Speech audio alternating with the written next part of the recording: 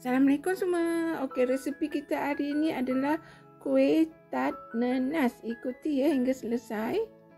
Okey, masuk tepung gandum. Kita gunakan cawan ya. Ini 1 sudu besar ya. Tepung jagung. 1 sudu besar juga tepung kastad. Dan 1 sudu besar juga susu serbuk ayak bersama.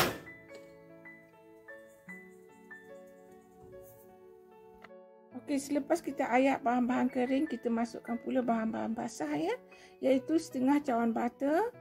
Okey, ini adalah setengah cawan, bawah tu kosong ya, bukan 1 cawan ya. 1 sudu makan minyak sapi, 1 sudu makan susu pekat manis, sedikit vanila, sedikit garam dan 1 biji kuning telur.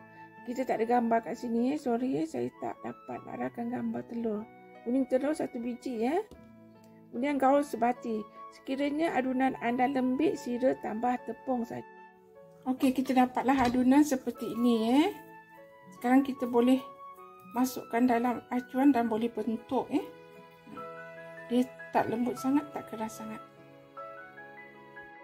Okey, cara dia mudah je. Masukkan kita punya adunan tadi tu. Dough tu masuk dalam kita acuan dan kita tekan je. Pastikan bunga dia kat bawah ya, sebab nanti kita nak gulung. Jadi kita dapatlah bunga tu ya. Begitu. Kemudian kita akan letak inti nanas di atas macam. Kemudian kita gulung. Okey, kemudian ambil inti nanas. Pastikan kita dah bulat-bulatkan terlebih dahulu ya. Kemudian letak kat atas ni. Senang sangat. Kemudian kita gulung je macam ni. Ini kita dapat pattern tu. Potong lah. Yang lebih tu kita potong. Okey, kita potong begini lebih dia. Kemudian kita letak kat atas kita punya acuan. Letak di atas loyang bukan acuan. Okey. Buatlah hingga selesai. Sekarang sebelum bakar kita nak sapu dengan kuning telur ya. Begitu. Sebelum bakar, panaskan oven dulu. Sementara panas, kita bolehlah sapu dengan kuning telur. Sapu semua ya.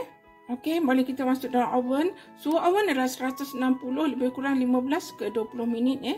Terpulang pada oven sendiri. Okey, sekarang tart nanas kita dah masak dah. Sedapnya bau dia, harum. Semembak. Kalau kuih raya ni kan memang sedap bau dia. Untuk hidang hari raya kita boleh letakkan dengan macam ni. Dia punya paper lagi cantik kan.